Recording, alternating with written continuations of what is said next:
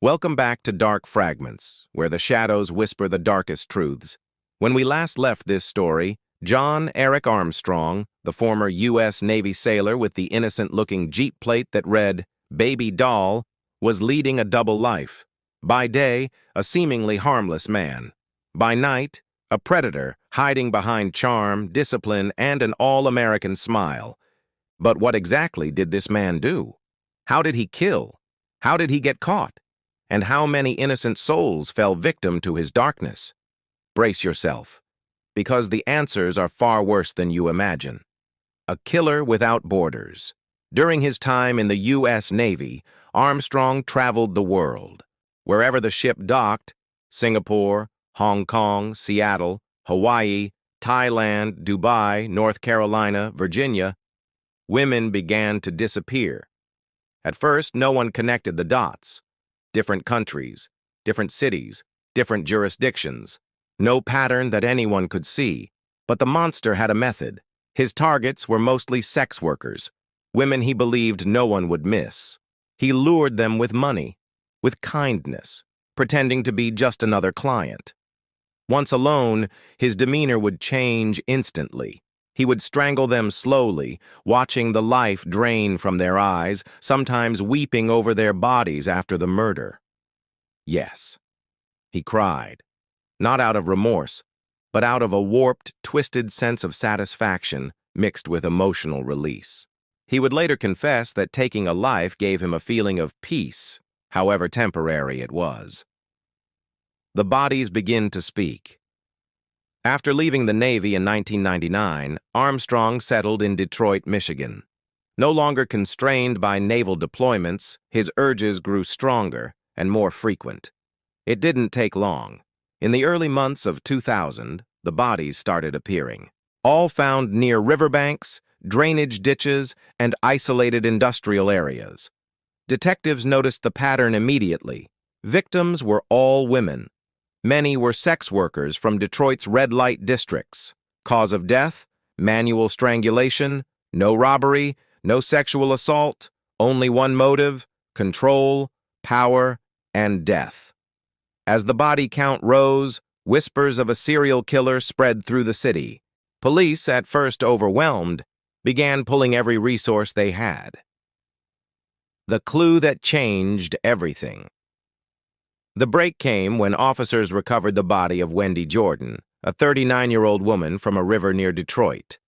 Unlike previous victims, Wendy left behind something, a trail of evidence, fibers on her body, tire tracks, and most importantly, a witness. Another sex worker reported a tall man in a Jeep with a front plate that read, "Baby Doll." That was all they needed. The hunt for the baby doll killer police canvassed the area, looking for anyone driving a Jeep with that specific plate. It didn't take long before the name John Eric Armstrong popped up. When officers visited his home, what they found was chilling. Maps with marked locations where bodies were discovered. Journals filled with cryptic notes. Newspaper clippings about unsolved murders from cities all over the world. And worst of all, personal items belonging to some of the victims. Armstrong was arrested in April 2000. At first, he denied everything, but the evidence was overwhelming. The confession and the shocking numbers. Once faced with the mountain of proof, Armstrong broke.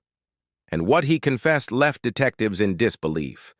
He admitted to at least 11 murders in the United States alone. He claimed responsibility for deaths in Hong Kong, Thailand, Singapore, and Israel during his Navy years. Some murders matched existing unsolved cases. Others were never even reported. When asked why, Armstrong simply said, "It started with a need I couldn't stop. After the first time, I felt peace. But then, the need came back." The trial, staring into the abyss. The courtroom was packed. Media, families of the victims, curious onlookers. During the trial, prosecutors painted Armstrong as a predator who hid behind a mask of normalcy. His defense attempted to argue insanity, pointing to his horrific childhood, his trauma, and his mental instability. But the jury saw through it. The evidence was undeniable. The pattern was clear. And the cold, calculated nature of his crimes left no doubt. In 2001, John Eric Armstrong was convicted of first-degree murder and sentenced to life in prison without the possibility of parole. Where is he now?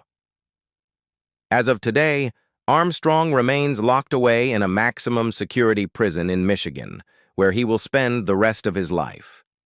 To this day, investigators believe the real number of his victims is far higher, possibly more than 30 women worldwide. Some bodies were never recovered, some names never known, some families still waiting for answers. Final thoughts. John Eric Armstrong serves as a terrifying reminder that monsters don't always hide in the shadows. Sometimes they walk among us, wearing uniforms, smiling, pretending to be the boy next door. If this story shocked you, share it. Let their stories be heard. And remember, here at Dark Fragments, the darkness isn't just part of the story. It is the story. Subscribe, leave a comment, even if it's just a skull emoji, and tell me, are you ready for the next case?